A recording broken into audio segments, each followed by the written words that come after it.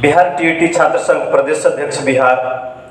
जैसा कि मेरे परिचय से कोई मोहताज नहीं है, पिछले कई दिनों पहले बिहार की शिक्षक भर्ती हेतु छात्र संघ की तरफ से बहुत लंबा प्रयास रहा है मेरा, और यह जानकारी सभी को होगी, चाहे वह बिहार में परीक्षा को लेकर हो, चाहे वैकेंसी को लेकर हो, सेंट्रलाइज को लेकर हो, डोमिसाइल को लेकर हो, तमाम तरह की गतिविधियों में भाग लिया हूँ। मैं आपको अवगत कराऊं, आज एक मुद्दा ट्रेंडिंग में चल रहा है जो बीएड वर्सेस डीएलएड। इस न्यूज से सभी कोई अवगत होंगे, यह समाचार से सभी कोई अवगत होंगे कि आखिर ये मसला है क्या। जब से माननीय सर्वोच्च न्यायालय के द्वारा यह फैसला आया कि बीएड को 1 to 5 से बाहर कर दिया गया, इस खबर को सुनकर बिहार ही नहीं पूरे देश के तमाम युवाओं को इस न्यूज के सुनने के बाद आक्रोश है। मैं आपको बताता हूं, ऐसा कल्पना कोई सर्वोच्च न्यायालय से नहीं किया होगा कि फैसला ऐसा सुनाया जाएगा।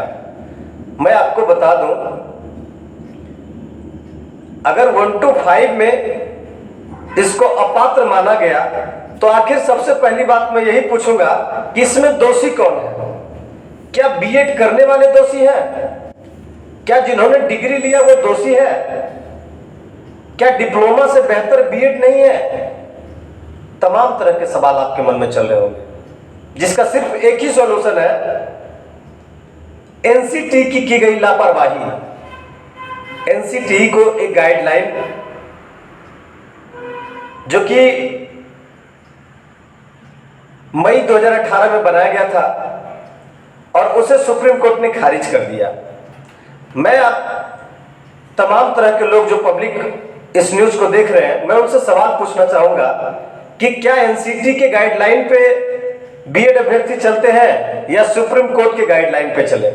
तो जब एनसीटी की गाइडलाइन ने यह तय किया था कि आप 1 to 5 के लिए भी पात्र होंगे, आप जब नौकरी में आप आ जाएंगे तो आपको ब्रिज कोर्स कराया जाएगा।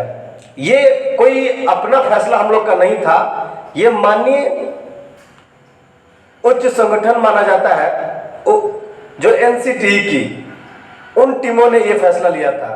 अब इस फैसले को लेकर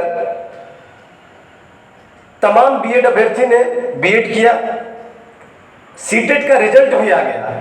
आज सुनने को क्या मिलता है कि सीटेट का रिजल्ट ही अवैध घोषित किया गया, बीएड पास शिक्षक नहीं बनेंगे।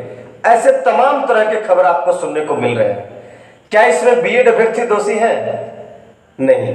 लेकिन आखिर भुगतना किसको पड़ रहा है? ना तो सर्वोच्च न्यायालय भुगत रहा है, ना तो एनसीटी भुगत रही है। भुगत रहे हैं तो आखिर बीएड के अभ्यर्थी जिनके पास अब कोई रास्ता नहीं बचा, जिसको कहते बेमौत मारे जाना, वो स्थिति बीएड वालों की हो गई है। ना तो इस पर सरकार अभी तक कोई संज्ञान ले रही है, ना ही कोई बड़े सदन के नेता, ना ही कोई आपसे जो बात करने वाले कोई अच्छे शिक्षक, कोई इस पर मुद्दा उठाने वाला नहीं है। सिर्फ और सिर्फ बात की जा रही है जो हुआ सर्वोच्च न्यायालय के द्वारा हुआ। भाई मुझे ये बताइए, सर्वोच्च न्यायालय के द्वारा जो भी हुआ है, क्या उस फैसले में इतना नहीं कहा जा सकता था कि 11 अगस्त के बाद यह प्रभावी होगा? क्योंकि जिन्होंने बीएड किया वह एनसीटी के गाइडलाइन को देखकर ही किया था, और एनसीटी का मानना था कि उच्च शिक्षा में गुणवत्ता लाने के लिए 1 to 5 के लिए बीएड को भी पात्र मानेंगे। क्या यह गाइडलाइन कोई आम अभ्यर्थी तय किया था? क्या यह गाइडलाइन उस समय सर्वोच्च न्यायालय तय किया था? तो यानी कहने का मतलब यही है ना कि आज के डेट में कोई छोटा सा कानून लाए, कोई छोटा सा कोई नियम भी बनाए तो सबसे पहले कोर्ट जाए, कोर्ट से पहले पूछ ले कि ये नियम हम बना रहे हैं तो सही है कि नहीं है। और अगर एनसीटी से कुछ ऐसी गलती हुई है तो उसमें सुधार करने की जरूरत थी, या फिर इस तरह से बीएड अभ्यर्थियों को साफ रास्ता बंद करने की जरूरत थी। हम मानते हैं कि सर्वोच्च न्यायालय होता है, यह सभी को पता है, और कानून का क्या अधिकार होता है वह भी पता है। मैंने एक ही अनुच्छेद को दर्शाया है जो आप ऊपर हमारे बोर्ड पे देख सकते हैं। अनुच्छेद 16 कहता है कि लोक नियोजन में समता का अधिकार होना चाहिए। भाई किसी भी पद के लिए सभी को समान अधिकार दिया जाना चाहिए।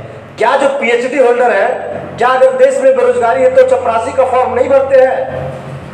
क्या जो ग्रेजुएट कैंडिडेट है, क्या वो +2 लेवल का फॉर्म नहीं भरते हैं?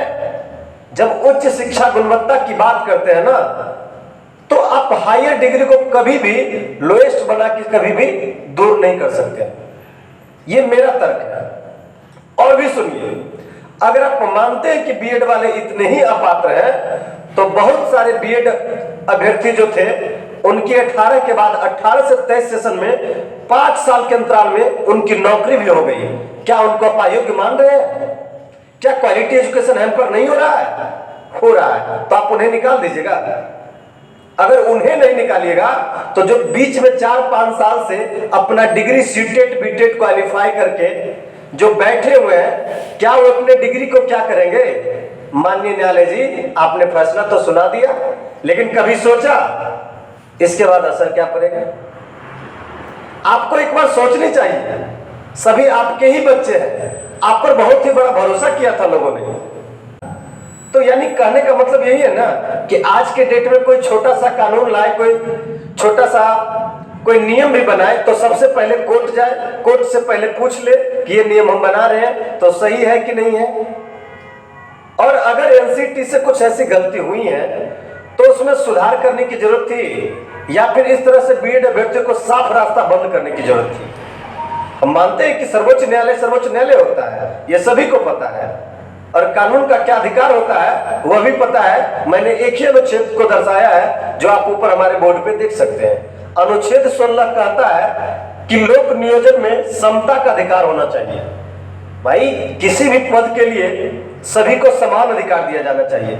क्या जो पीएचडी होल्डर है, क्या अगर देश में बेरोजगारी है तो चपरासी का फॉर्म नहीं भरते हैं? क्या जो ग्रेजुएट कैंडिडेट है, क्या वो +2 लेवल का फॉर्म नहीं भरते हैं? जब उच्च शिक्षा गुणवत्ता की बात करते हैं ना, तो आप हायर डिग्री को कभी भी लोएस्ट बना के कभी भी दूर नहीं कर सकते।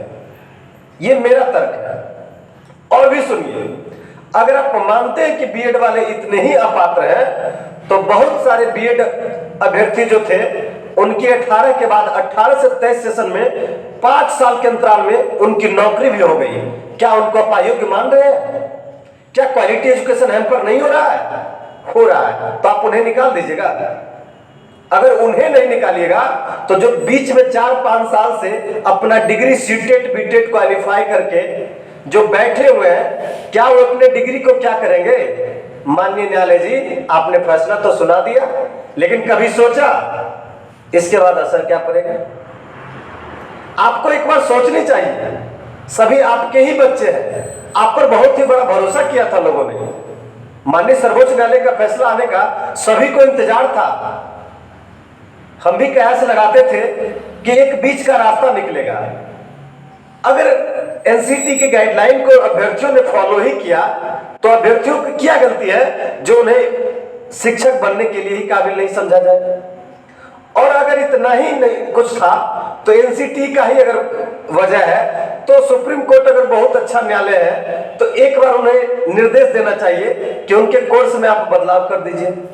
जो डीएलएड का ठीक है कुछ पाठ्यक्रम का अंश था उसको मर्ज कर देना चाहिए था, क्योंकि बीएड तो बीएड है, उसमें कोर्स को अगर मर्ज कर देने पर क्या होता कि उस सिलेबस को पढ़ाया जाता जो बच्चों के लिए बहुत जरूरत था। आपने तर्क दिया, मैंने जजमेंट को भी पढ़ा, उसमें तर्क यही दिया गया है कि डीएलएड वाले बेस्ट होते हैं 1 to 5 बच्चों के लिए, क्योंकि क्वालिटी ऑफ एजुकेशन की बात उसमें की गई है।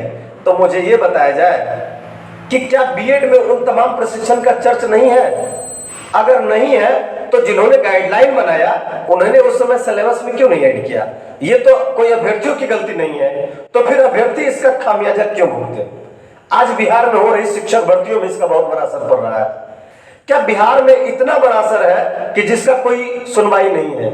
आपको पता होना चाहिए कि बिहार शिक्षक भर्ती में सब तरह से बीएड अभ्यर्थियों को दंड दिया गया है। ना तो 6 to 8 का सीट है, 6 to 8 के लिए आप डायरेक्ट बैक से आ गए कि नहीं, उसको हम क्या करेंगे कि प्रमोशन से भरेंगे। भाई तो 1 to 5 में शिक्षक भी नहीं बनेगा और 6 to 8 प्रमोशन से ही जाएगा, तो शिक्षक बनेगा कौन? रही बात एस्टेट की, तो एस्टेट भी आपने लाया बाद में, एस्टेट भी तो पहले लाया नहीं, एस्टेट भी लाया है बाद में। यानी हर तरह से क्या बीएड अभ्यर्थी ही जानते, सब तरह से उसी का नुकसान हो। क्या इस पर कोई सोचने वाला नहीं है? क्या इस पर किन्हीं का नींद नहीं खुला है? आज स्वाधीनता दिवस के अवसर पर माननीय मुख्यमंत्री महोदय, अगर आप मेरी बातों को सुन रहे होंगे तो एक बात जरूर विचार कीजिएगा कि क्या आपके बच्चे बीएड किए होते, क्या आपके बच्चे सीटेट क्वालिफाई होते, तो आप पर कैसा गुजरता, आप किस स्थिति में होते? ये वही हालत है ना कि बस आपके सामने में थाली परोस दिया गया है और खाना जब खाने लगे तो थाली छीनने का काम आप करते हैं। भगवान भी आपको नहीं बख्शेंगे जो स्थिति आपने लाकर छोड़ दिया है बिहार के अभ्यर्थियों के लिए। बिहार ही नहीं, और ये माननीय सर्वोच्च न्यायालय का जो फैसला है, इससे पूरे देश के तमाम अभ्यर्थी त्रस्त हो चुके हैं। मानते कि रास्ते बहुत हैं, लेकिन रास्ते बहुत हैं, जहां पर आपने क्वालिटी ऑफ एजुकेशन का बात किया वहां पर बीएड जरूरी है, और नहीं तो 12th के बाद इंटीग्रेटेड बीएड का भी नाम आप ही दिए। नई शिक्षा नीति 2020 भी कहती है कि इंटीग्रेटेड बीएड कराएंगे, क्यों नहीं डीएलएड का नाम दिया गया? मुझे ये भी तो कोई तर्क बताया। आखिर डीएलएड कराते, फिर नई शिक्षा नीति में 4 वर्षीय इंटीग्रेटेड बीएड का जिक्र क्यों हुआ? इस पर कोई बात ही नहीं करता। जो मुद्दे हैं उस पर कोई बात ही नहीं करेगा। आखिर बिहार में हो रही भर्तियों में 35,000 सीट काउंट किया गया था। जो हमारे माननीय अपर मुख्य सचिव दीपक कुमार सिंह आए थे, उन्होंने काउंट किया और उन्होंने सही पटल पे लाने का प्रयास किया गया, उनकी चेयर खाली करा दी गई। ये हमारे बिहार की गंदी राजनीति का शिकार है शिक्षा व्यवस्था। सबसे अगर जो तोड़ा मरोड़ा जाता है तो हमारे बिहार में शिक्षा व्यवस्था को। तो बताइए, इस पर कोई सवाल करने वाला है कि 35,000 सीट कहां गया? कुछ नहीं। एस्टेट में सबसे ज्यादा वैकेंसी है, एस्टेट अभ्यर्थियों को अप्रैल में मौका अभी तक नहीं दिया गया। एस्टेट वाले को क्यों नहीं पहले फॉर्म भराया गया? बहुत सारी मुद्दाएं हैं, फिर बीएड वाले जाए कहां? तो अंत में मेरा यही निवेदन होगा, बहुत सारी अपील थी, एक बार मैं फिर कहूंगा, एग्जाम तो होगा ही, क्योंकि इनको राजस्व बचाना है, राजस्व सेव करना है, पैसा आपको लौटाएंगे भी नहीं। और मेरा बात याद रखिएगा, आपको गुमराह करने के प्रयास कर रही है। लेकिन एनसीटी का अगर गाइडलाइन आ गया तो बीएड सेफ होंगे, अन्यथा कोई रास्ता नहीं है। इसलिए हम लोग के पास एक ही विकल्प है, सभी लोग एकजुट होकर, सभी बीएड अभ्यर्थी एकजुट होकर 6 to 8 सीट का मांग अच्छे से करें और एस्टेट 2023 को अप्रैल में मौका दिलाएं, तभी आप सेफ जोन में हैं। अन्यथा जैसे आपको सरकार भटकाया है, आप भटकते हुए फिरेंगे।